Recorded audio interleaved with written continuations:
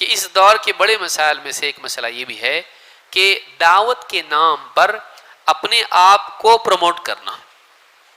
جو مسائل ہمارے ہیں ان میں سے بڑے مسائل یہ کہ اخلاص میں کمزوری اور دنیا پرستی، شہرت پرستی، یہ مزاج بن جانا.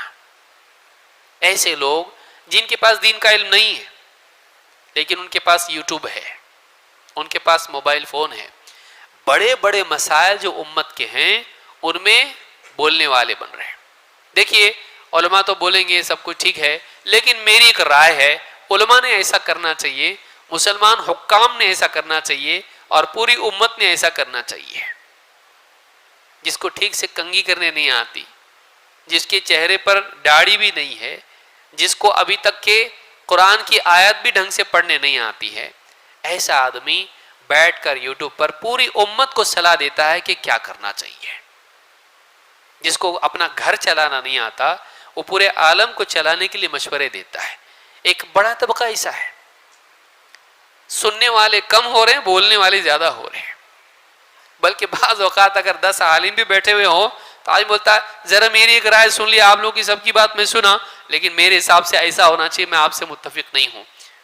کچھ معلوم نہیں ہے، ایک آیت نہیں معلوم، ایک حدیث ڈھنگ کی نہیں پڑھ سکتا ہے، لیکن وہ مشورے امت کے معاملات میں دے گا.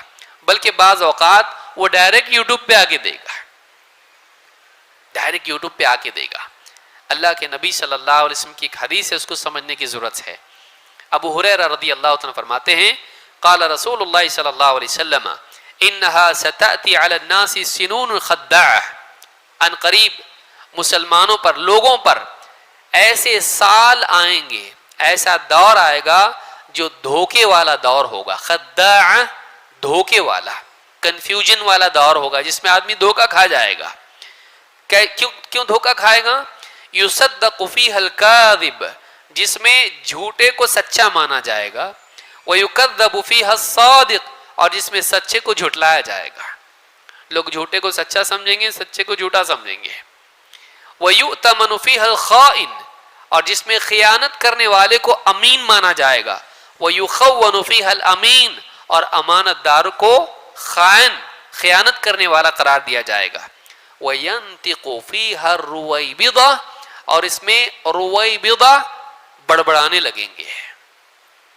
وَيَنْتِقُ فِيهَا الرُّوَيْبِضَةُ، اس میں رویبضہ بولنے لگیں گے.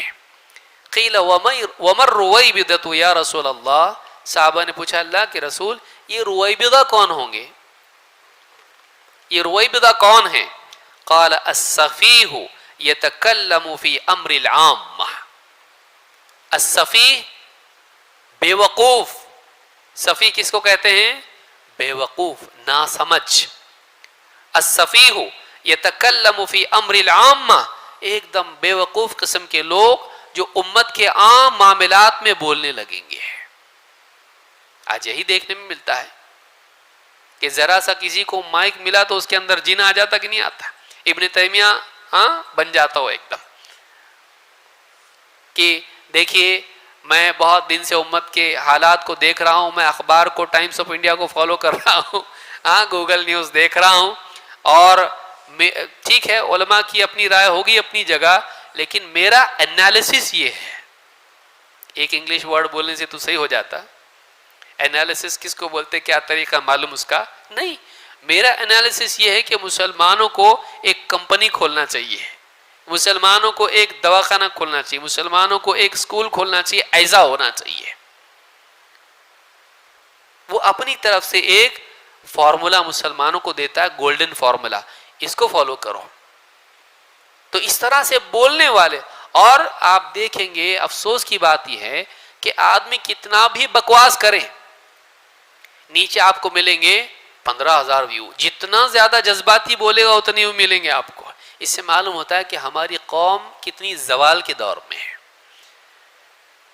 کتنی زوال کے دور میں ہے کہ جذباتی باتیں کرنے والا ہمارے ہاں ہیرو قرار پاتا ہے. چاہے وہ بولے گاڑی لے کے سیدھا ندی میں کودو تو بھی امت لائک کرے گی. یہ حال ہمارا ہو چکا ہے. یا آج کل ایک نئی اصطلاح شروع کی ہے جس کو میں پسند نہیں کرتا، مگر یہ اصطلاح چل پڑی ہے، علماء اور برادرز.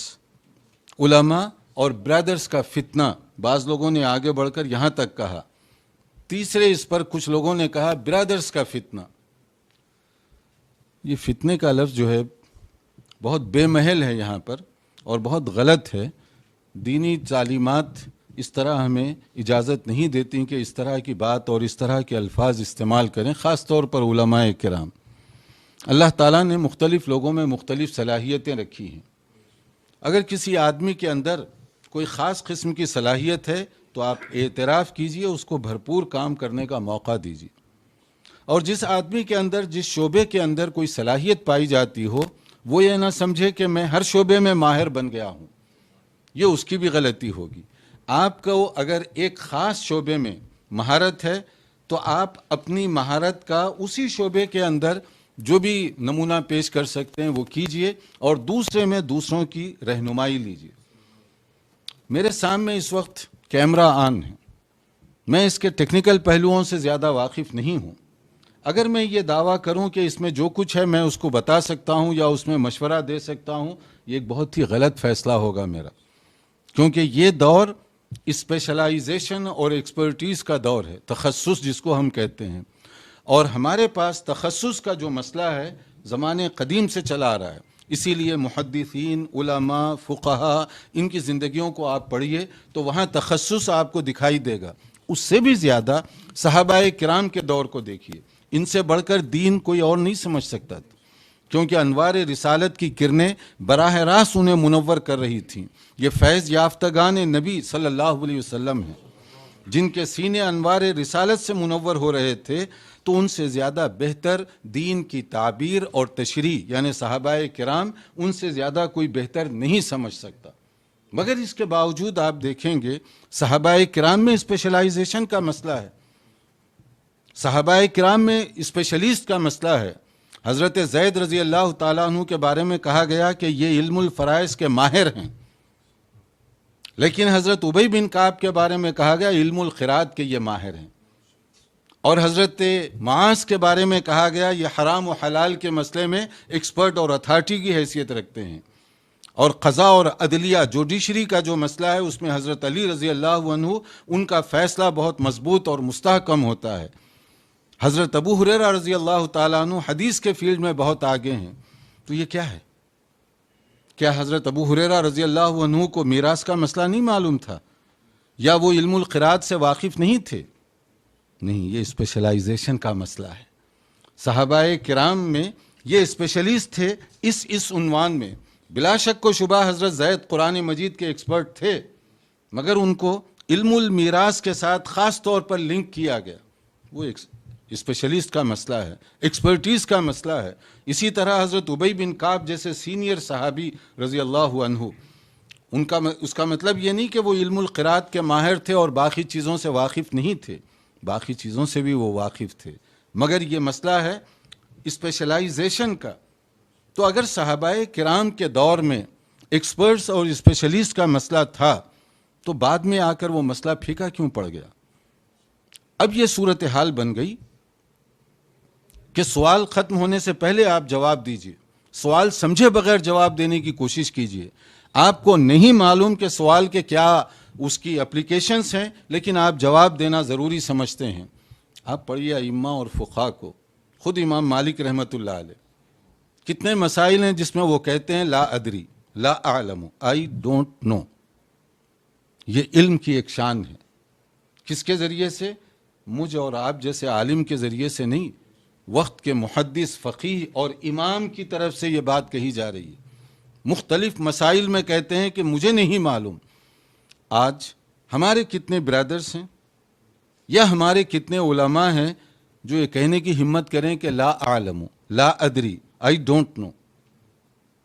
اس کو توہین سمجھ بیٹھے لوگ، اور سمجھتے ہیں کہ سوال ختم ہونے سے پہلے جو جواب دے گا وہی ماہر سمجھا جائے گا، حالانکہ یہ نادانی کی بات ہے، کیونکہ یہ بھی اسپیشلائزیشن کا مسئلہ ہے۔ دراصل گڑبڑ یہاں پر ہوئی علماء اور برادرز کے درمیان۔ برادرز نے یہ سمجھا کہ علماء کو کیا معلوم ہے، وہ دین کی کیا رہنمائی کر سکتے ہیں۔ یہ انڈر اسٹیمیٹ اس کو کہتے ہیں، یعنی کسی چیز کو اس کی صحیح پوزیشن سے گھٹا کر رکھنا۔ یہ دیانتداری کے خلاف ہے، امانت داری کے خلاف ہے۔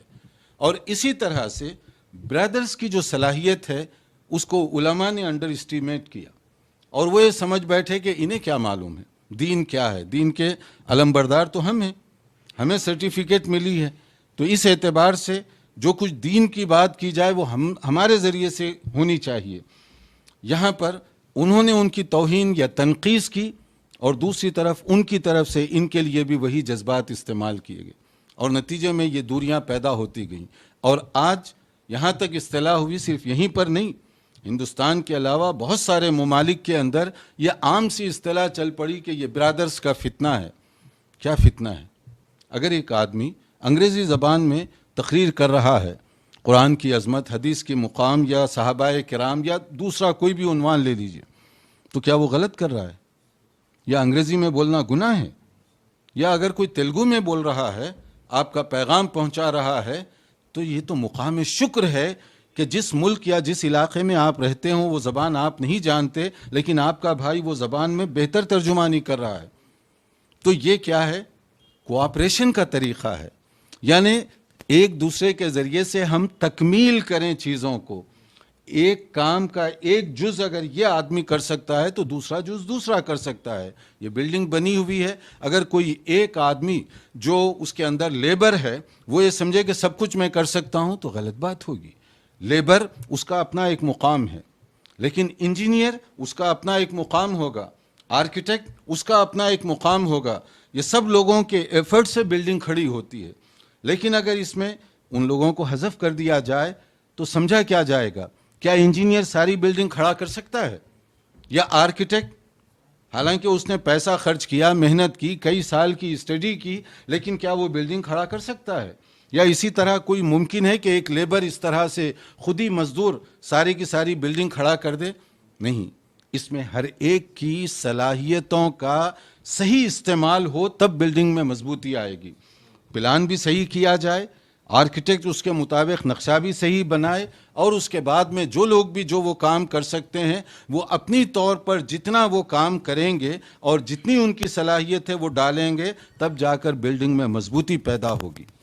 یہ مثال ہے بات کو سمجھنے کے لیے۔ اگر ہم اپنی آنکھیں کھلی رکھیں، اگر اللہ تعالیٰ نے کسی کو ایک فیلڈ میں بولنے کی صلاحیت دی ہے اور بی دوسرے فیلڈ میں مہارت رکھتا ہے، سی کسی اور فیلڈ میں مہارت رکھتا ہے، کیوں نہیں ہمارے درمیان یہ کوآپریشن کی فضا ہوتی کہ ہم تکمیل کا ذریعہ بنتے؟ کہ آپ تیلگو میں تقریر کی ضرورت ہے، آپ کے اندر یہ ہمت ہونی چاہیے بطور عالم دین کے کہ آپ اس برادر کو بھیجئے کہ تیلگو میں مجھ سے بہتر تم تقریر کر سکتے ہو، تم جاؤ آگے۔ اعتراف کرنا سیکھیے، کسی کے اندر اگر کوئی صلاحیت ہے تو تم مجھ سے زیادہ بہتر یہ کام کر سکتے ہو، تم آگے بڑھو۔ اسی طرح برادر سے اگر کوئی فتویٰ پوچھا جائے تو اس کے اندر یہ جرأت ہونی چاہیے کہ آپ عالم دین ہیں، آپ متخصص ہیں، فقہ میں، حدیث میں، آپ اس میں رائے دیجیے۔ اگر دونوں طرف سے یہ بات ہوگی تو آپ دیکھیے کہ اس کا فائدہ کتنا زیادہ ہوگا۔ لیکن یہ دوریاں کدورتوں میں بدل گئیں۔ یہ برادرز ہیں، یہ علماء ہیں، یہ مفتی ہیں، گویا کہ ان کے ساتھ کوئی تعلق نہیں، یا ان کا ان کے ساتھ کوئی تعلق نہیں۔ حتیٰ کہ مساجد کے اندر یہ بات دیکھنے میں آئی ہے کہ بعض جگہوں پر کہ یہ کیا خطبہ دے گا۔ اگر وہ تقریر کر سکتا ہے تو کیا خطبہ دینے کے لیے کوئی اور خاص صلاحیت چاہیے؟ اور اللہ نے اس کے ذریعے سے کئی لوگوں کو قبول حق کی توفیق عطا فرمائی، اور پھر بھی آپ سمجھتے ہیں کہ وہ ممبر پر کھڑا نہیں ہو سکتا۔ یہ کیا مناپلی ہے؟ یہ شخصی استحصال ہے؟ کیا اس کی اجازت ہو سکتی ہے؟ تو اس لیے یہاں پر دونوں کو کھلے دل کے ساتھ جس میں جو صلاحیت ہے اس کا اعتراف ہونا چاہیے، اور اس کے ساتھ اگر کسی میں کوئی کمزوری ہو تو کمزوری، یہ جیسے میں نے کہا اسپیشلائزیشن کا دور ہے۔ آپ چلے جائیے کسی ہاسپٹل، ایک ڈاکٹر جب ہاسپٹل کے قابل ہوتا ہے کام کرنے کے ہاسپٹل میں، اس کے پیچھے لاکھوں روپے خرچ ہو چکے ہوتے ہیں، بہت بڑا سرمایہ ہوتا ہے، جب جا کر وہ MBBS MS MD وغیرہ وغیرہ وہ بنتا ہے، ویسے ہی نہیں بن جاتا۔ پھر اس کا ذہن، پھر اس کی محنت اور کوشش، مگر اس کے باوجود کیا ہوتا ہے؟ کڈنی اسپیشلسٹ کبھی ہارٹ کے پیشنٹ کو ہاتھ نہیں لگاتا۔ اتنا خرچ کر کے وہاں پہنچنے کے باوجود کھلے طور پر وہ کہے گا کہ میرا جو شعبہ ہے وہ کڈنی کا ہے, میں ہارٹ دل کے امراض کی طرف نہیں دخل دوں گا اور میں اس کو دیکھوں گا بھی نہیں. اسی طرح سے اگر کوئی آدمی دل کا بیمار ہے تو کڈنی اسپیشلسٹ کے پاس جائیں تو وہ کہہ دے گا کہ گردوں کے بارے میں تو میں علاج کر سکتا ہوں, لیکن دل کا آپ فلاں کے پاس جائیے. اگر ایک ڈاکٹر ہاسپٹل میں ہزارہ روپے خرچ کر کے پہنچتا ہے مگر اعتراف کر رہا ہے کہ اگر آپ کو فلاں شعبے میں کوئی علاج کروانا ہو تو اس کا اسپیشلسٹ فلاں ہے, میں نہیں ہوں. یہ ڈاکٹر کہتا ہے کہ میں نہیں ہوں, فلاں ہے. ہم علماء کیوں نہیں کہنا سیکھتے یہ؟ یا ہمارے ہاں جو واعظین یا برادرز ہیں وہ کیوں نہیں یہ کہنا جانتے کہ اس شعبے کے اندر فلاں عالم دین زیادہ ماہر ہے, آپ اس سے رہنمائی لیجئے. اس کو کسر شان کیوں سمجھ بیٹھے ہم؟ اور یہ کسر شان سمجھنے کا نقصان اس وقت جو سامنے آ رہا ہے کہ لوگوں نے یہاں تک کہہ دیا کہ یہ گویا کہ ایک فتنہ ہے. یہ فتنہ ہم نے پیدا کیا. یہ کدورتیں بغض اور عداوت کی شکل اختیار کر رہی ہیں. پھر ہم اگر یہ کہیں کہ دین کا ہم کام کرنا چاہتے ہیں تو دین کا کام تو اخلاص سے ہوتا ہے. اور اخلاص کے اندر آپ دیکھیے صحابہ کرام, ان سے بڑھ کر دین کو کون سمجھنے والا تھا؟ مگر کسی مسئلے میں, کسی ایشو میں کسی سے پوچھا جاتا, وہ یہ کوشش کرتا ہے کہ ذرا دوسرے سے پوچھ لیجیے بجائے جواب دینے میں پہل کرنے کے. کیونکہ یہ ہیوج رسپانسبلٹی, ذمہ داری کی بات ہے کہ دین کے مسئلے میں رائے دے دوں, اگر غلط ہوگی تو, شک و شبہ ہو گیا تو آپ فلاں سے پوچھ لیجیے. فلاں کی یہ بات ہوتی کہ فلاں سے پوچھ لیجیے, فلاں کی بات ہوتی فلاں سے پوچھ لیجیے. اور کبھی کبھی ایسے ہوتا ہے کہ پہلے آدمی کی طرف واپس بات لوٹتی کہ آپ ہی جواب دیجیے. یہ اگر صحابہ کی تابعین کی مجالس میں یہ ہم پڑھتے ہیں تو کیا ہم علماء یا برادرز یا مقررین یا رہنمایان دین اس کو وہ بھی اپلائی کر رہے ہیں اس وقت؟ یا کہیں ایسا تو نہیں کہ ہم دوسرے کا نام لینا بھی توہین سمجھ بیٹھے ہوں؟ تو یہ ایک بہت عجیب و غریب قسم کا المیہ ہے جس سے اس وقت ہم عام طور پر گزر رہے ہیں. صرف حیدرآباد کی میں بات نہیں کر رہا ہوں, یہ دنیا بھر میں عام طور پر ہو رہا ہے. دعوت میں ان کا منش کیا تھا صحابہ کا؟ کس طریقے سے بغیر علم کے صحابہ نے دعوت دی؟ آج کیسے جو ہے ہر کوئی کھڑا ہو رہا ہے, میں بھی مائک پکڑتا ہوں, میری بھی ویڈیو بناؤ, میری بھی کلپ بناؤ, میرا بھی اپلوڈ کرو, میرا بھی ڈاؤن لوڈ کرو. ہرے کوئی پڑی ہوئی ہے بس میرے بھی کلپس آنا, میرے بھی کلپس آنا. عجیب مسئلہ ہے, عجیب منہج ہی چھوڑ دیے صحابہ کا. ہر کوئی ارے تم ایک آدمی کو خود پڑھایا ہوا انسان جو علماء کی صحبت نہ ہو, علماء کی شہادت نہ ہو, علماء کی گواہی نہ ہو, علماء سے علم نہیں حاصل کیا ہو, اس کو تم ڈاکٹر نہیں سمجھتے, لیکن ہم عالم سمجھنے کے لیے تیار. میں مثال دیا تھا اورنگ آباد میں, ایک مثال اگر میں دوں یہاں پر, اگر کوئی پونا میں ایک شخص آ جائے اور ایک بڑی مین علاقے میں کہیں ایک بڑا کلینک وہ کھول دے, اپنا نام لکھے ڈاکٹر فلان بن فلان, بریکٹ میں 25 ایئرس سیلف سٹڈیز, 25 سال پڑھا. پوچھے میں کیسا پڑھا؟ بولے بہت مالدار فیملی کا تھا, اس کے دادا کی خواہش تھی میرے پوتے کو کم تھا, بیٹا تو نہیں بنا, پوتا تو بننا, میں اس کو ڈاکٹر بننا ہوا دیکھنا چاہتا ہوں. اچھا بھائی ٹھیک ہے. ابا نے کہا جو پڑھ بھائی, دادا کی خواہش ہے, مجھے آنکھ بند ہونے سے پہلے ڈاکٹر بننا ہوا دیکھتا تھا. اب کہاں کالج جانا پڑھنا نہیں ہوتا ابا مجھ سے, بیٹے پڑھ لینا, کیا چاہیے تجھے, کیا ہونا آپ کو بولو, کلینک میں ڈاکٹر بنتے ہوئے دیکھنا چاہ رہا, تو کلینک میں بیٹھنا کہتے دادا کی خواہش ہے, مرنے سے پہلے دیکھنا چاہتا. وہ دکھا دوں گا میں ان کو. وہ کیسا دکھاتا؟ ایسا دکھاتا, کتابیں لا لو, مجھے ٹائم چاہیے. کتنے سال کا؟ 4-5 سال کا ٹائم چاہیے. اتنا تو رہتے نا دادا, وہ نہیں پتا, بیٹے لاؤ 4-5 سال کتابیں لاؤ, ٹھیک ہے, منمانی کروں گا, مجھے جو ہے کالج جا پڑھ, میڈیکل کو پڑھ, سائنس کو پڑھ نہیں بولنا, میں اپنے طریقے سے پڑھ لیتا ہوں. آپ پڑھ لے کچھ بھی کر, لیکن ڈاکٹر ہونا, کلینک ہونا, بیٹھنا, انہوں دیکھتے پیشنٹ آیا گیا, آؤ ٹھیک ہے بچہ آ گیا, ٹھیک ہے. اب وہ گیا, ابا گئے, مالدار ہے ماشاءاللہ. پورے انڈیا میں جتنی کتابیں ہیں یا دنیا میں جتنی کتابیں ہیں میڈیکل کی, سائنس کی بکس پورے لا کے رکھ دی ہے, لائبریری بن گئی ہے. اس کے علاوہ کالج میں جو ہے جو میڈیکل پڑھایا جاتا ہے وہ بھی رکھ دی. یونیورسٹی میں پورے, بیٹے یہ پڑھ لے, بیٹے تو ان 4 سال کھا پی عیش کر, یہ پڑھ لے, پورا پڑھ لے, تو ڈونٹ وری. کھاتا گیا پیتا گیا, کھاتا گیا پیتا گیا, پیتا گیا پڑھتا گیا, جو سمجھ میں آیا پڑھ لیا, تھوڑا پڑھ لیا چھوڑ دیا, ہاں یوں پڑھا, اچھا this and this and this, اچھا وہ یوں دا ریزن, پڑھ لیا, ختم. اس کا ہوگا ہاں ریڈی, کلینک کھولو, کلینک کھولو, اور کلینک کھول دیے, لگا دیا ڈاکٹر فلان بن فلان, نیچے بریکٹ میں لگا دیا 4 years سیلف سٹڈیز, ایوری بک, ہر بک پڑھ لیا. اب دادا بھی خوش ہوا. پیشنٹ نہیں ہے, دوستوں کو بولا ذرا آؤ بھائی دادا کو دکھانا ہے. بول کے دوست آگے چلو, چائے پینا ہے, جوس پینا ہے بول کے آگے اندر بیٹھ کے. اس کے بعد پیشنٹس جائیں گے اس کے پاس. آپ کو اللہ مجھے اور آپ کو صحت دے, تندرستی دے, آپ کے بچے کے پیٹ میں درد ہو رہا ہے, آپ اس کے پاس لے جائیں گے؟ درد ہے پیٹ کا, کیوں نہیں؟ پڑھا نا, وہ کلینک کھولا نا اتنی بڑی, سب چیزیں ہیں اس میں. آپ بولیں گے نہیں بھائی کہاں کا ڈاکٹر ہے بھائی, کہاں سے پڑھائی, کہاں سے پڑھائی, نہیں معلوم کہاں سے پڑھا. کس سے سمجھا میڈیکل؟ کسی سے نہیں, خود سمجھا کر بیٹھ کے گھر میں, خود سائنس سمجھا. دوائیں کیسے, بیماریوں کے ریزنز کیا ہے, خود سے سمجھ گیا بیٹھ کے. اور تشخیص کیسے کی جائے گی وہ بھی خود سمجھ گیا. پھر علاج کیسے کیا جائے گا وہ بھی خود سمجھ گیا. اب اس کے بعد جو ہے کلینک کھول کے لوگوں کا علاج کرنا چاہ رہے ہیں, ایک پیشنٹ بھی نہیں آئے گا. آپ خود ابھی کہہ رہے ہیں نہیں بھیجیں گے, پیٹ میں درد, اچھا سر میں درد, انگلی میں درد ہو رہا, ارے انگلی درد, ایسے بھی نہیں جائیں گے اس کے بعد. بھائی کیا پتا کوئی دوا نہ ہاتھ میں دے دے کھا لیں گے. ہمارے جان کی اتنی فکر, ہمیں آخرت کی کوئی فکر نہیں. جب ایک آدمی کو تسلیم نہیں کیا جا سکتا, یہ کیسا منہج ہم نے اپنا لیا. ہر کوئی بول رہا ہے, brothers and sisters, uncles and aunties بھی آئیں گے. پھر تم لوگ یہ کیا, ہمارے بھی انکلس آنٹیز بھی آئیں گے, پھر سب آئیں گے. ہر کوئی دین کی دعوت دینا چاہتا ہے. قل هذه سبیلی ادعو الی اللہ علی بصیرہ, انا وعلی بصیرہ ہونا چاہیے. بصیرت ہے تو ٹھیک ہے, ورنہ نہیں ہے. لیکن ہم نے منہج چھوڑ دیا, اور غیر منہج پر سلف صالحین کے منہج ہی نہیں ہے دعوت الی اللہ میں, چھوڑ دیا. انہوں نے کیسے دعوت کا کام کیا, اس میں پوری تفصیل ہے. میں صرف دعوت کا کام علم کے بعد انہوں نے کیا ہے, بغیر علم کے نہیں کرتے تھے. وہ آپ کے پاس علم ہے, علم حاصل کیا گیا, علماء آپ کے بارے میں گواہی دیتے ہیں.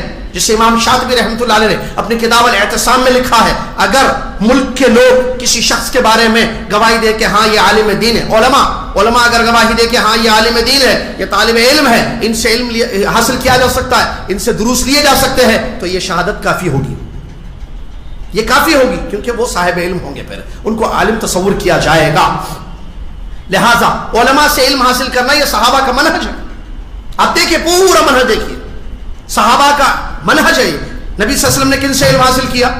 جبریل, صحیح ہے. تابعین نے کن سے علم حاصل کیا؟ تابعین نے کن سے حاصل کیا؟ پھر آج کے لوگ جو چاہتے ہیں, یا بچے نوجوانوں میں جو جذبہ آ گیا ہے, نہیں ہم بھی مائک پکڑتے, ہم بھی تقریر کرتے, ہم بھی مائک پکڑتے. ارے بھائی ٹھیک ہے, مائک پکڑو, تقریر کرو, لیکن تقریر ایسی نہیں ہوگی. آپ پہلے علم حاصل کرو, آپ اللہ کے دین کو سمجھو, قرآن و حدیث کو پہلے سمجھو تو پھر سمجھاؤ. عربی میں کہتے ہیں فاقد الشیء لا یعطیہ, جس کے پاس کچھ نہیں وہ کیا دے گا آپ کو. آپ نے خود نہیں سمجھایا, آپ لوگوں کو کیا سمجھائیں گے؟ آپ نے خود نہیں سمجھا ہے دین کو, قرآن کو نہیں سمجھا, حدیث کو نہیں سمجھا, آپ لوگوں کو کیسے سمجھائیں گے؟ اور آپ کو معلوم ہے اس کا تعلق آخرت سے ہے. آپ کو نہیں پتا, نہیں سمجھ, حلال کو حرام کر دیں گے تو, اور یہی ہوتا ہے, حلال کو حرام کر دیں گے, لوگ حرام سمجھ کے چھوڑ دیں گے جبکہ حلال تھا وہ. حرام کو حلال کر دیں گے اور لوگ استعمال کریں گے یہ سمجھ کے کہ نہیں آپ نے بتا دیا نا کہ یہ حلال ہے. کتنا بڑا مسئلہ. آخرت کی بربادی نہیں ہوگی لوگوں کی. وہ جو لوگوں کی آخرت کی بربادی ہوگی کس کے گردن پر؟ آپ کے گردن پر, کیونکہ آپ دائی بن گئے. لہذا دائی غیر عالم نہیں ہو سکتا ہے. جن کو سمجھ نہیں ہے, صحابہ کا فہم نہیں ہے, منہج نہیں جانتے, عقیدہ نہیں, وہ عالم, وہ جو ہے دعوت کا کام نہیں کر سکتے. یہ کوئی ایسا کھلونا نہیں ہے جو چاہے جائے فٹ بال میں لو جاؤ گراؤنڈ میں جا کے کھیلو, نہیں آتا ہو تو ایسا پیر سے مارو نا, بال اوپر جاتا نا, ایسا مسئلہ نہیں ہے. ارے ٹھیک ہے آپ کھلاڑی نہیں ہو, you are not a player, but you معلوم نا ایسا مارنا, ایسا پیر سے خالی یوں مارنا, جیسے گاڑی کو ٹو ویلر کو مار کے اسٹارٹ کرتے نا, ایسے بال کو بھی مارو, ایسا نہیں ہے مسئلہ دین کا. آؤ نہیں آتا تو کیا ہوتا, ٹنگ پاور تو ہے نا تمہارے پاس, ٹنگ پاور کو استعمال کرتے ہوئے اس لوگ کو انداز میں ایک کلپ بنائے, بیٹھے گھر میں کمرے میں بیٹھے یا کہیں بیٹھے کسی جگہ, ایک کلپ بنا دیے اور اس کو جو ہے میڈیا میں پھیلا دیے, اور لوگ ان کو ارے کیا بولے, ایک نیا فیس آ گیا, ذرا نئی چیزیں چھلکتے لوگوں کو, نیا فیس آ گیا, نہیں چاہ اور کیا بول رہے بھائی, یہ تو بہت بڑے عالم ہے. اب ان کو عالم فتوی السلام علیکم کھا سکتے ہیں, السلام علیکم ہمارے شوہر نے یہ بولا, ہو گئی طلاق, نہیں آپ پوچھ رہے تو شیطان بولتا بولتے جا بھائی, مفتی تو بنا دیا تیرے کو میں, اب بولتے جا. صحابہ کا منہج ہے یہ, نعوذ باللہ من ذالک. جو سوال پوچھو جواب دے رہا ہے آدمی, جو سوال پوچھو جواب دے رہا ہے آدمی, صحابہ کا منہج ہے. صحابہ کے بارے میں آتے, دو صحابی کھڑے رہتے, ایک آدمی آتا مسئلہ پوچھتا, دونوں کو معلوم ہے, ایک صحابی خاموش رہتے تاکہ دوسرا جواب دے دے, کیونکہ جواب دینے والے کو قیامت کے دن جواب دینا ہے. یہ ان کا ڈر تھا, ان کا تقویٰ تھا. اور دیکھیں بڑے بڑے مسائل آئے, صحابہ نے زبان نہیں کھولی. بڑے صحابہ نے زبان کھولی جب مسائل امت میں بڑے جس کو جو ہے نوازل کہتے ہیں عربی میں, امت میں کوئی بڑا مسئلہ پیش آیا, جیسے مثال کے طور پر نبی صلی اللہ علیہ وسلم کی وفات کو لے کر جو بڑا مسئلہ ہوا, ہر کوئی بولے یا ابو بکر عمر بولے رضی اللہ عنہم اجمعین. پھر اس کے بعد لشکر اسامہ کی روانگی کا مسئلہ آیا, ہر کوئی بولے یا بڑے صحابہ بولے. خلافت کا مسئلہ ہے, کون بولے؟ یہ نوازل میں ان کا طریقہ ہے. امت میں کوئی بڑا مسئلہ آ گیا, ہر کوئی منہ کھول رہا ہے, ہر کوئی فتویٰ دے رہا ہے. نہیں, اہل علم کیا ہیں, علماء کیا کہتے ہیں, یہ ہمیں دیکھنا ہے. صحابہ کا منہج دعوت میں اپنانا بہت ضروری ہے. افسوس کہ ہم نے چھوڑ دیا ہے. خود ایک آدمی کی غلطی, وہ خود منہج پر نہیں ہے صحابہ کے, اس کو پتہ ہی نہیں ہے صحابہ کا منہج, اور وہ مائک پکڑ کے لوگوں کو بیان کرنا, لیکچرز دینا یا درس دینا شروع کر دیا, اور اس کی ویڈیو بن رہی ہے, اس کو اپلوڈنگ ہو رہی ہے, اور اس کی ایک ویب سائٹ بنا دی گئی ہے, اور اس کو نشر کر دیا جا رہا ہے لوگوں میں. ایک دوسرے جو لوگ ان کو سنتے ہیں ان کی غلطی نہیں ہے, آپ کیسے غیر عالم کو سن رہے ہیں؟ نبی صلی اللہ علیہ وسلم, سلف کیا کہتے ہیں؟ سلف کہتے ہیں کہ دین امانت ہے. یہ دین امانت ہے, تم دیکھو کہ اپنی امانت کس سے لے رہے ہو. یہ دین امانت ہے. دنیا ٹھیک ہے, آپ کسی سے بھی پونا میں پوچھ لو, ارے پونا میں ذرا مٹھائی کھانا ہے, اچھی مٹھائی کہاں ملتی, پونا میں آئس کریم کھانا ہے کہاں ملی, تو آپ کو بولیں گے ٹھیک ہے وہ نیچرل کیا ہے, وہ ادھر جاؤ وہاں بہت اچھی مٹھائی, پمپری میں بہت اچھی مٹھائی ملتی ہے, جا کے کھا لو. ٹھیک ہے, دنیا ہے, کسی سے بھی پوچھو چلے گا, لیکن دین کا مسئلہ تو ایسا نہیں ہے نا. اس کا تعلق آخرت سے ہے. یہ دین اللہ تبارک و تعالیٰ کا دین ہے, اللہ کی طرف سے نازل ہوا ہے. فاسألوا اہل الذکر ان کنتم لا تعلمون. آپ کسی سے بھی کیسے مسئلہ پوچھیں, لہٰذا اللہ سے ڈرنا چاہیے. یہ دعوت کے کام کو لے کر عجیب فتنے اٹھے ہوئے ہیں لوگوں کے درمیان, عجیب عجیب مسئلہ. علماء کی کوئی قدر نہیں ہے, اہل علم کا کوئی مقام نہیں ہے. جن کے پاس علم ہے, صلاحیت ہے, جنہوں نے کتاب و سنت کو سمجھا ہے, ان کو پس سے پوچھ ڈال دیا گیا, اگنور کیا جا رہا ہے ان کو. ہمیں چاہیے کیا تقریریں, زوردار بیانات, خوب ہنسانا, رلانا, خوب رلایا عالم, ارے کیا رلاتے, کیا رلاتے,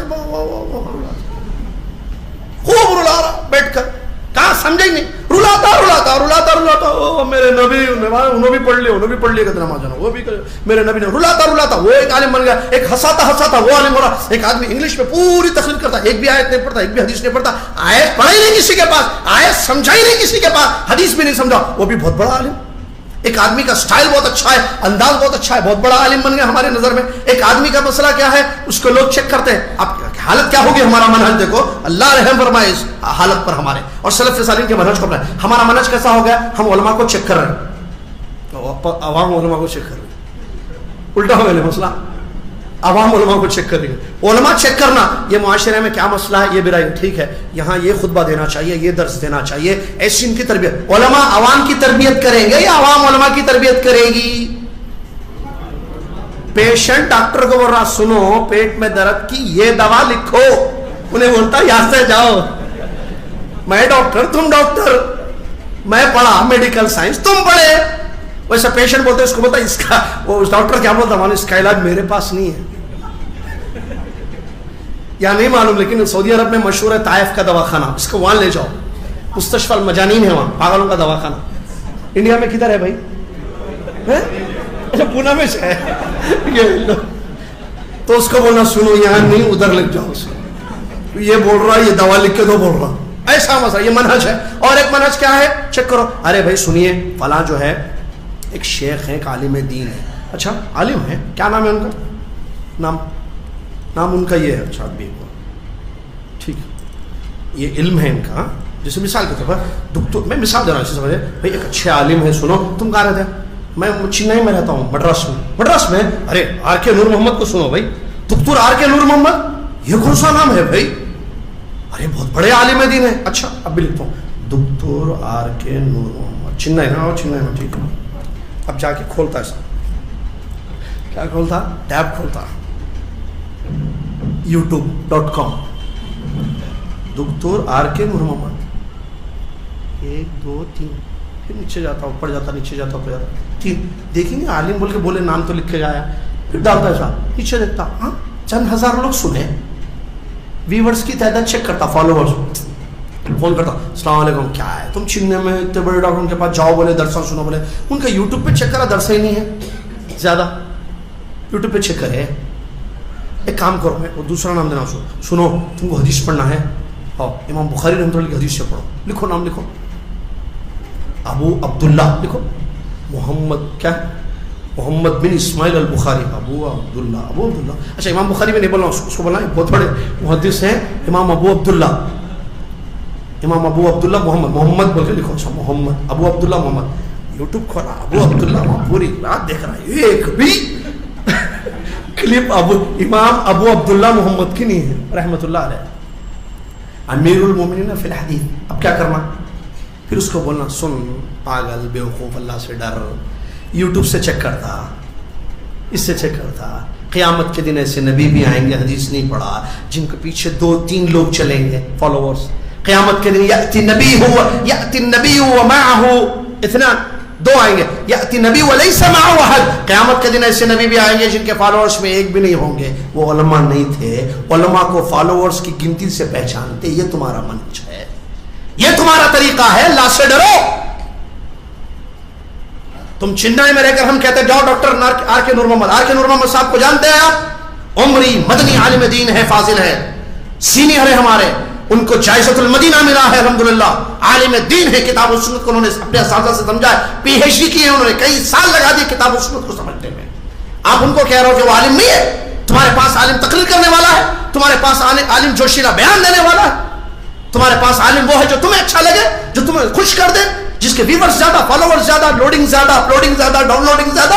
ला हौला वला कुव्वता इल्ला बिल्लाह। ये कैसा मनहज अपनाया हुआ है, फिर भी कहते हो कि हम सलफ़े सालिहीन के तरीके पर है। ये कौन सा तरीका तुमने अपनाया? अल्लाह से डरो, मनहज को पहचानो, उलमा की कदर करो, उलमा का एहतराम करो, अहले इल्म से इल्म हासिल करो, सलफ का मनहज मत छोड़ो। दावत इल्लाह में भी सलफ का मनहज होना चाहिए। एक बहुत बड़े वकील साहब है दुनिया के अंदर, हिंदुस्तान के अंदर, और बहुत पॉपुलर है मेरे भाई, और पॉपुलर बनने में वो पीछे नहीं रहते हैं।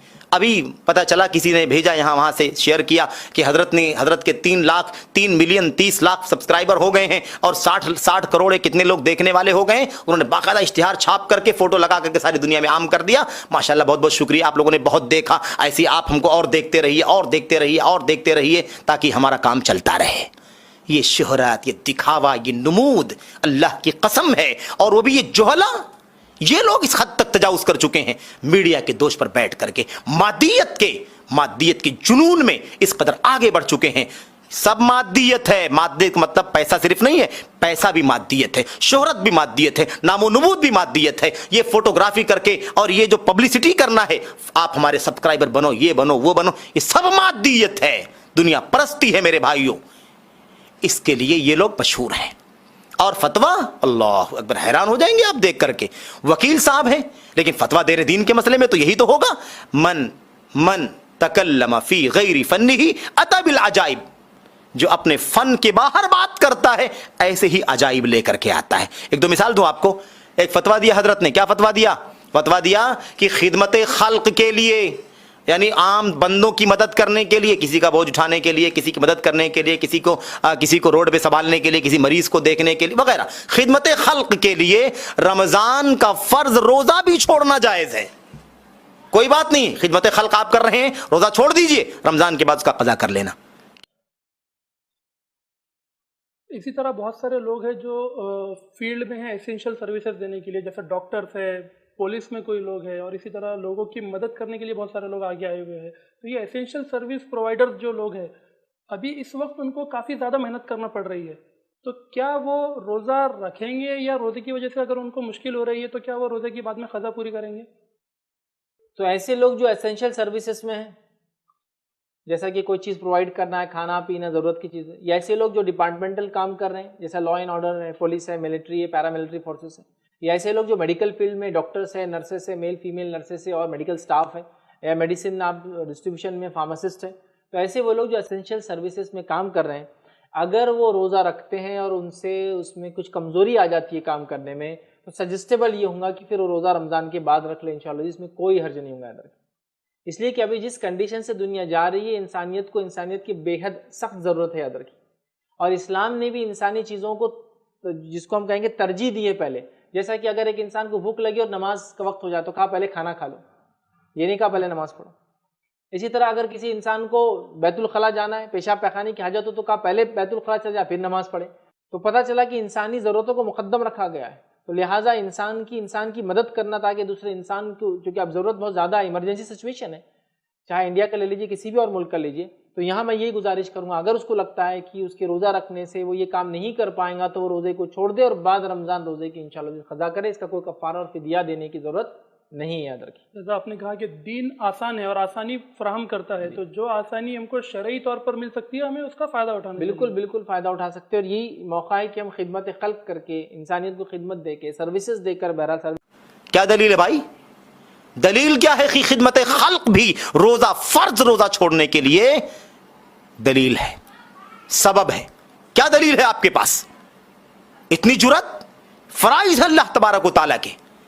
میرے بھائیو، میرے بزرگوں، کہیں مشقت ہے، یہ ہے، وہ ہے، اور اس کے اندر کیا نام لوگوں کی ہمدردی ہے، اور دین آسان. دین آسان ضرور ہے، کھلواڑ نہیں ہے، چہلا کا العوبہ نہیں ہے یہ کہ جس طرح سے چاہے کھلواڑ کریں اس کو لے کر کے. منبانی فتویٰ دے دیا، فتویٰ دے دیا کہ خدمت خلق کرنے والوں کے لیے رمضان کے فرض روزے بھی چھوڑنا جائز ہے، وہ چھوڑ دیں، ان کے لیے جائز ہے، بعد میں قضا کر لیں. اور دلیل یہ ہے، وہ ہے، کھانا حاضر ہو جائے تو نماز کو مؤخر کرنا جائز ہے. کیا نماز اور روزہ برابر ہے؟ نماز کی جو حیثیت ہے روزے کی حیثیت ویسی ہی ہے، دونوں کی نوعیت الگ نہیں ہے. میرے بھائی، حد ہو گئی. اور پھر اس میں اندر کھانے کو لیٹ، نماز کو لیٹ کرنے کے لیے کہا ہے، اور خاص طور پر عشاء کے نام کا تذکرہ ہے. عشاء کو لیٹ پڑھنا جائز ہے اور فضیلت کا کام ہے میرے بھائیوں. اور دوسری نمازوں کے اندر بھی یہ مطلب نہیں سمجھنا وکیل صاحب، کوئی یہ نہ سمجھے کہ اللہ کے نبی کی حدیث کا مطلب یہ ہے کہ بھوک لگی تو کھانا کھاؤ، نماز کو اتنا لیٹ کر دو کہ نماز قضا ہو جائے. اس کی اجازت نہیں ہے. تو نماز کو اپنے ٹائم میں مؤخر کرنے میں گنجائش دی گئی ہے نا، کہ بھوک زیادہ لگی ٹھیک ہے پہلے کھا لو، لیکن نماز کو جلدی سے کھا کر کے نماز کو ٹائم میں ہی پڑھو بھائی، اول وقت آخر وقت کے بیچ میں پڑھ لو. اور آپ تو روزے کا مسئلہ بیان کر رہے ہیں کہ روزہ چھوڑ دو، توڑ دو، اور رمضان کے بعد قضا کر لینا. کیا دلیل ہے آپ کے پاس اس کی؟ دلیل ہے الدین یسر بولنے سے رمضان کا روزہ چھوڑنا جائز نہیں ہو جائے گا. الدین یسر، الدین لعب نہیں ہے، دین کھلواڑ نہیں ہے کہ آپ جیسے چاہیں فرائض کو بھی آپ کھلواڑ کرنا شروع کر دیتے ہیں. کیا دلیل ہے؟ لوگ کہتے ہیں کہ فتویٰ نہیں دیتے ہیں، یہ علماء کا فتویٰ بیان کرتے ہیں. امت میں کس عالم کا فتویٰ ہے کہ فرض نماز کو خدمت خلق کے لیے، فرض روزے کو، رمضان کے روزے کو خدمت خلق کے لیے چھوڑ دینا جائز؟ حد ہو گئی جرت کی. اور یہ جرت جہلا ہی کر سکتے ہیں، علماء نہیں کر سکتے. بردرس کا فتنہ کیا ہے؟ اس پہ عوام کافی بحث و مناقشہ بھی کرتی ہے. ایسی صورت میں کیا طریقہ اپنایا جائے؟ میں نے آیت کریمہ پڑھی تھی فَاسْأَلُوا أَهْلَ الذِّكْرِ إِن كُنتُمْ لَا تَعْلَمُونَ، کہ اگر معلوم نہیں ہے تو اہل علم سے پوچھو. دوسری آیت میں بالبینات والدبر، کہ کتابوں کی روشنی میں، دلائل کی روشنی میں. بردرس سے کون ہیں؟ بردرس سے یہاں کتابیں رکھی ہوں گی، آپ کو بہت ساری کتابیں آپ کو مل جائیں گی، مختلف اردو زبان میں، انگلش زبان میں. آپ نے یہ پڑھ لی مثال کے طور پہ، کچھ اور کتابیں آپ نے پڑھ لی، ترجمے کی.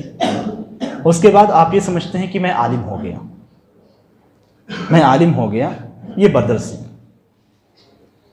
عربی جو قرآن ہے اور جو اردو قرآن ہے، صرف قرآن کی میں بات کر رہا ہوں، یہ جو ترجمہ آپ دیکھ رہے ہیں آپ کے سامنے ہیں، اردو ہو، انگلش میں ہو، کسی دوسری زبان میں ہو، قرآن کریم کا کسی بھی زبان میں صحیح یعنی بالکل پرفیکٹ کہ وہ چیزیں جو قرآن کریم کی آیت کے اندر وہ سب سمجھ آئے، ایسا ممکن نہیں.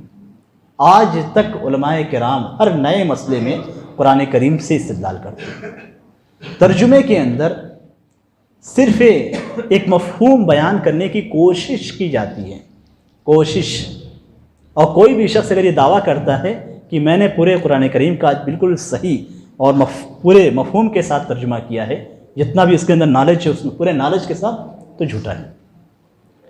اب اگر کوئی شخص اسے پڑھتا ہے اور عربی قرآن کا کسی کو علم ہے، جو اسے پڑھے گا وہ ترجمہ ہی بتلائے گا آپ کو. آیت کریمہ سے کبھی ایک آیت کریمہ سے 70-80 مسئلے نکالے جاتے ہیں. بعض احادیث ایسی ہیں نبی اکرم صلی اللہ علیہ وسلم کی جن سے 300 مسائل نکالے گئے ہیں. اب اس کا ترجمہ کبھی نہیں نکال پائے گا، اس کا ترجمے سے آپ کبھی نکال نہیں سکتے. اگر عربی میں لام ذکر کیا گیا ہے، صرف لام ذکر کیا گیا ہے، تو اس لام سے آپ 10 مسائل نکال سکتے ہیں. کسی بھی آیت کو لائیے، اس آیت کے اندر اگر لام کو ذکر کیا گیا ہے، جو عربی زبان میں لام خاص مقصد کے لیے استعمال ہوتا ہے، تو نہ جانے کتنے مسائل آپ نکال سکتے ہیں اگر آپ عالم ہیں. یہ بردر سے کبھی نہیں نکال سکتے. دعوت و تبلیغ کا مسئلہ ایسا نہیں ہے کہ لوگ بالکل ہی دین نہیں جانتے ہیں یا علماء بالکل نہیں پائے جاتے. ان کا جو مسئلہ ہے وہ یہ کہ یہ اس حجت کے ساتھ، اس دلیل کے ساتھ آتے ہیں فیلڈ میں، یہ کہتے ہیں کہ دعوت کا کام نہیں ہو رہا، اس لیے ہم دعوت کا کام کر رہے ہیں۔ آپ ہندوستان کے اندر مدارس دیکھتے ہوں، کتنے مدارس ہیں، اور ہر سال ان مدارس سے طلباء فارغ ہوتے ہیں۔ کتنے طلباء ہوں گے؟ ان میں سے صرف 10% طلباء آپ کو مساجد اور مدارس میں پڑھانے کے لیے جاتے ہیں، صرف 10%۔ 90% جو طلباء ہوتے ہیں وہ مختلف کاموں میں اپنے آپ کو مشغول کر لیتے ہیں، گھر کا کاروبار ہے یا کہیں پہ جا کے دوسرے کاروبار میں، 90%۔ اب اگر آپ پہ مثال کے طور پہ دعوت کا کام کرنا چاہتے ہیں تو 90% کو لے آئیے، یہ طریقہ اس کا ہے۔ آپ یہ چاہتے ہیں کہ صرف ترجمہ پڑھ کر دعوت و تبلیغ کرے تو نہ آپ اس کے اہل ہیں اور نہ ہی آپ کے لیے جائز ہے۔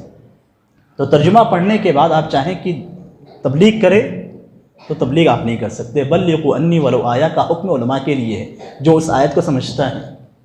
اس دور میں جب صحابہ کرام سے نبی اکرم صلی اللہ علیہ وسلم نے کہا تھا بلغوا انی ولو آیا، تو آیت کو سمجھنے والا وہ تھا، صرف ایسا نہیں تھا کہ وہ آیت کو سمجھ ہی نہیں رہا ہے بالکل۔ تو آپ بھی ایسے قرآن اٹھائیے، ایک کسی بھی شخص کو قرآن پڑھ کے بتا دیجیے، ہو گیا بلغوا انی ولو آیا۔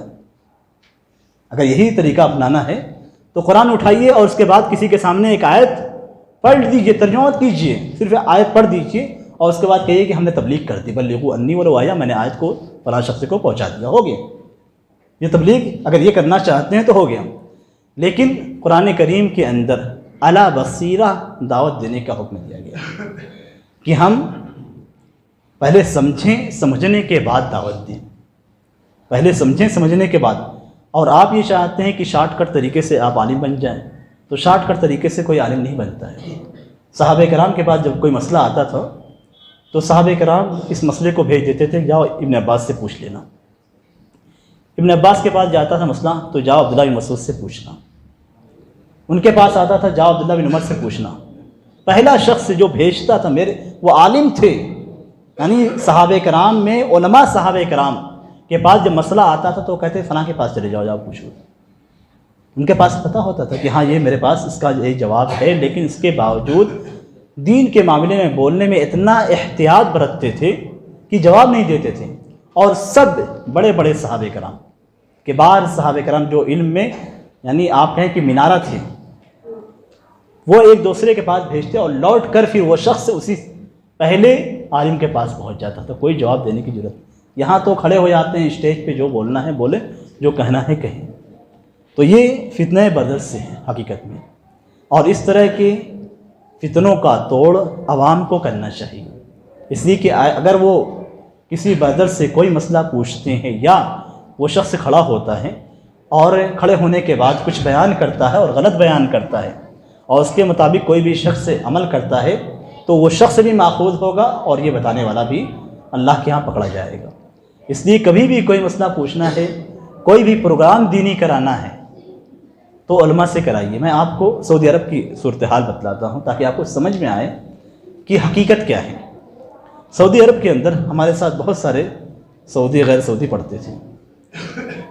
یہاں پہ جو مدارس سے فارغ ہوتے ہیں ان کا لیول اور ہمارے ساتھ اس وقت جو پڑھتے تھے ثانویہ کے کلاسوں میں، دونوں کا لیول ایک ہوتا تھا، بلکہ ان کا علم زیادہ پختہ ہوتا ہے، اس لیے کہ مرحلہ وار ان کے یہاں دینی کتابیں پڑھائی جاتی ہیں، ان کا علم پختہ ہوتا ہے۔ لیکن کسی بھی ساتھی، کوئی بھی ہمارے ساتھ ثانویہ تک پڑھا ہوا طالب علم نہ کبھی اپنے آپ کو عالم کہتا تھا، نہ بھی کسی مسئلے کا جواب دیتا تھا۔ مجال ہے کہ کوئی بھی شخص ثانویہ سے پڑھا ہوا، آپ چلے جائیں آج سے اور آج بھی پوچھ لیجئے ثانویہ کے سے فارغ طلبہ سے، تو کبھی آپ کو جواب نہیں دے گا، حالانکہ اس کو پڑھایا جاتا ہے، لیکن اس کے باوجود وہ کہتا ہے یہ میرا کام نہیں ہے، ان سوالوں کا جواب دینا میرا کام نہیں، آپ جائیے علماء سے پوچھیے، علماء کمیٹی موجود ہے، علماء ہے۔ کبھی جواب نہیں دیتے تھے، بلکہ اس کے بعد کالج سے فارغ ہونے والے گریجویشن کرنے کے بعد ہمارے جو ساتھی تھے وہ بھی جواب نہیں دیتے تھے، ان کو شیخ کہا جاتا تھا، ان کو شیخ کا لقب دیا جاتا تھا۔ یہاں جو مدارس سے فارغ ہوتے ہیں ہم شیخ کا لقب دیتے ہیں، ہم غلو کرتے ہیں، حقیقت میں غلو کرتے ہیں، اور یہ غلو نہیں ہونا چاہیے۔ یعنی جو مدارس سے فارغ ہیں وہ شیخ نہیں ہیں، شیخ ایک ڈگری ہے، ایک لیول ہے، اس لیول تک پہنچنے والا بھی جواب نہیں دیتا تھا۔ اس لیول تک آنا کہ اسے ساری چیزیں پڑھا دی جاتی تھیں لیکن پھر بھی جواب دینے کی جرت نہیں کرتا تھا. جاؤ عالم سے پوچھو. اور ہمارے یہاں بردرس جن کے پاس سے جو آیتیں صحیح سے نہیں پڑھتے ہیں, جو دینی اور شرعی مصطلحات نہیں جانتے ہیں, جو مکروہ اور واجب کی تعریف نہیں جانتے ہیں, وہ کھڑے ہو جاتے ہیں اسٹیج پہ اور اس کے بعد بیان دینا, جواب و سوال, ساری چیزیں جاری ہوتی ہیں. اور علماء ان کی عربی انگلش یا ان کی زبان کی وجہ سے ان سے جڑنا کی کوشش کرتے ہیں. زبان کی وجہ سے میں نہیں جڑنا ہے, دین کی وجہ سے جڑنا ہے. ہم اگر کسی سے جڑتے ہیں تو دین کی وجہ سے, ٹھیک ہے. ہم علماء کو پڑھاتے ہیں اپنے مدارس کے اندر, ان کو اردو زبان میں پڑھاتے ہیں, تو ان کی انگلش یا بہت ساری اردو عبارتیں آپ کو نہیں سمجھ میں آتی ہوں گی تو آپ پوچھیے, وہ عام زبان میں آپ کو سمجھا دیں گے. لیکن اس سے آپ فرار اختیار کرتے ہوئے جا کے بردرس سے جڑ جائیں, یہ کسی بھی طور پہ جائز نہیں ہے. اگر کوئی شخص پوچھتا ہے یا بردرس کے بتائے کہ وہ غلط چیز پہ عمل کرتا ہے تو وہ بھی اللہ کے ہاں ماخوذ ہوگا اور بتلانے والا بھی ماخوذ ہوگا. آپ علیہ السلام پر ابتدائی جو 5 آیتیں نازل کی گئیں, پھر وحی کا سلسلہ منقطع ہوا. اس میں ایک بہت بڑی حکمت یہ تھی کہ آپ علیہ السلام کو پہلی وحی میں اقرا کہا گیا کہ آپ پڑھو, یعنی تعلیم حاصل کرو, آپ دراسہ کیجئے. یعنی جو آیتیں نازل کی گئیں اس میں اقرا بسم ربک, اپنے رب کے بارے میں جانو, اپنے رب کی معرفت حاصل کرو. جو کلام آپ پہ نازل کیا گیا ہے اس میں تدبر کیجئے, اس میں معانی نکالیے, حالات کا دراسہ کیجئے, کون اپنے ہیں کون دور کے ہیں, کس کو کون سی بات پیش کرنی چاہیے, سب چیزیں سامنے ہوں, پھر جا کر کے آپ دعوت و تبلیغ کا کام کریں. ایسا نہ ہو کہ آپ پڑھے بغیر کرے بغیر, جیسے ہم دور حاضر میں بہت سارے نوجوانوں کو دیکھتے ہیں کہ وہ کچھ پڑھ کر کے ایک مبلغ, ایک داعی اور ایک خطیب القوم, ایک مفتی قوم, یہ سب بن جاتے ہیں. یہ سب نادانی ہے. دیکھیے ایسا نہیں ہونا چاہیے. ہمارے معاشرے میں ہم بہت سارے لوگوں کو دیکھتے ہیں کہ 2000-3000 لوگوں کو جمع کر کے خطیب القوم بن جاتے ہیں اور کہتے ہیں کہ بلغوا عنی ولو آیا. صحیح بخاری کی حدیث ہے, یہ کتاب المغازی کی, جسے کتاب المناقب کی, جسے کتاب احادیث الانبیاء کی, جسے عبداللہ بن عمرو بن عاص نے روایت کیا تھا رضی اللہ عنہما, کہ بلغوا عنی ولو آیا کا یہ مطلب نہیں ہے کہ آپ شریعت کا ایک حصہ جان لیں تو آپ خطیب القوم بن جائیں. آپ بتلائیے کہ آپ کے سامنے 2000 لوگ بیٹھے ہیں, ان میں سے کون ایسے لوگ ہیں جن کو ایک بھی بات نبی کی نہیں معلوم ہے؟ سب کو معلوم ہے, سب آپ کی جگہ میں آ کے کھڑے ہو جائیں. ایسی ہونے والی بات نہیں ہے. یہ ایک غلط فقہ ہے, یہ غلط سوچنے کا انداز ہے. یہ شریعت کے باب میں علم حاصل کرنا بہت اہم چیز ہے, پھر آپ دعوت و تبلیغ کا کام کریں. اس کا یہ مطلب نہیں ہے کہ آپ کو مثال کے طور پر آپ نے کسی کو چھینکتے ہوئے دیکھا, آپ بولیے کہ آپ کو الحمدللہ کہنا چاہیے. یہ مطلب ہے بلغوا عنی ولو آیا. یہ نبی کی حدیث ہے, ایسے سمجھاؤ. آپ کوئی ٹخنوں سے نیچے پہنا ہے, آپ جانتے ہیں, تو آپ بتلائیے کہ اللہ کے رسول نے اس پر وعید سنائی ہے صلی اللہ علیہ وسلم. یہ مطلب ہوتا ہے بلغوا عنی ولو آیا کا. یہ مطلب نہیں ہوتا ہے کہ آپ نے 2-3 باتیں پڑھ لیں, 2 سورتوں کا ترجمہ معلوم کر لیا, 2 حدیثیں معلوم کر لیں اور آپ جو ہے ممبر پر کھڑ گئے, آپ خطیب القوم بن گئے. آپ لوگوں کے پاس پھر مسائل کا دراسہ کرنے لگ گئے, آپ سوال کا جواب دینے لگ گئے. آپ یہ سب غیر دیانتداری ہے. یہ کام آپ کے علاوہ کون ہوگا جو نہیں کر سکتا ہے؟ سب کریں گے ایسے کام, پھر کیا ہوگا دین کا حلیہ؟ صحابہ میں ایسی عجلت سب چیزیں نہیں تھیں. پورے صحابہ, کل کے کل صحابہ پڑھنے پڑھانے کے لیے نہیں بیٹھے. وہی لوگ بیٹھے پڑھنے پڑھانے کے لیے, مسائل سمجھانے کے لیے, دین کے بارے میں بتلانے کے لیے, جن کے پاس علم تھا اور ٹھوس علم رکھتے تھے. صحابہ میں علم میں تفاوت تھا. وہ صحابہ جو ابھی اسلام قبول کیے تھے, ابھی ان کو پڑھنے کی ضرورت تھی, انہوں نے اس طرح کا کبھی ممبر نہیں سنبھالا. انہوں نے خود صحابہ میں آپ دیکھ سکتے ہیں یہ چیز. حالانکہ بحیثیت صحابی ہونے کا جو شرف ہے اس میں کوئی شریک نہیں ان کا, لیکن علم کی اگر بات کرتے ہیں تو کئی صحابہ تابعین کے پاس بیٹھ کر کے پڑھا کرتے تھے, سعید بن مسیب رحمہ اللہ وغیرہ کے دور میں. تو اللہ کے رسول پر 5 آیتیں نازل کی گئیں صلی اللہ علیہ وسلم, اس وجہ سے کہ آپ اچھی طرح سے دراسہ کریں, اچھے سے پڑھیں, پھر آپ جا کر کے دعوت و تبلیغ کا کام کریں. اسی لیے شیخ محمد بن صالح ابن عثیمین رحمہ اللہ نے ان کی جو اصول فی تفسیر جو چھوٹا سا رسالہ ہے, اس میں اول ما نزل, جو سب سے پہلے اللہ کے رسول پر کیا نازل ہوا صلی اللہ علیہ وسلم, اس مبحث میں آپ نے یہ بات لکھی ہے کہ آپ علیہ السلام کو اقرا کہہ کر کے آپ کو نبی بنایا گیا, اور یا ایھا المدثر کہہ کر کے جب دوسری وحی نازل ہوئی تو آپ کو رسول بنایا گیا کہ اب آپ جا کر کے دعوت و تبلیغ کا کام کر سکتے ہیں. اس سے پہلے آپ کو جو دعوت نہیں دی گئی. آپ علیہ السلام کو جو ابتدائی 5 آیتیں نازل تھیں, آپ مکلف نہیں تھے کہ آپ جائیں لوگوں میں بتلائیں, اپنی نبوت کا اعلان کریں. اور دعوت و تبلیغ کا کام کریں، نہیں، ابھی فی الحال ضرورت ہے علم کی.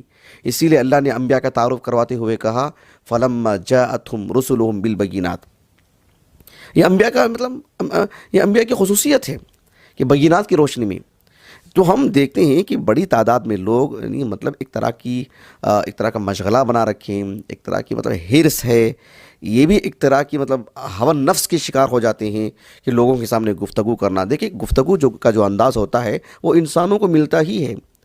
آپ کچھ حدیثیں یاد کر کے، آپ کچھ نصوص جوڑ کر کے، وہ بھی علماء کا تیار کیا ہوا، اس کو رکھ کر کے 2000 لوگوں کے سامنے کھڑے ہونا اور ممبر اور اسٹیج کا جو ہے خوف چلا جانا، یہ ایک عام سی بات ہے. اس کے لیے مسلمان ہونا ضروری نہیں ہے.